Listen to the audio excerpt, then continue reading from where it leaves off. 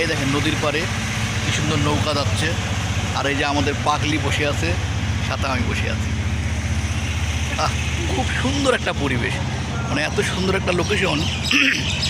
এই লোকেশনটাতে আবারও আসবো শুটিং করতে। দেখা যাক, দারুণ একটা সব।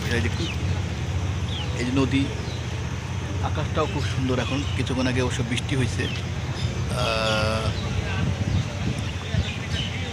এই আর এই দেখেন কুকুরের সাথে পাগলির প্রেম।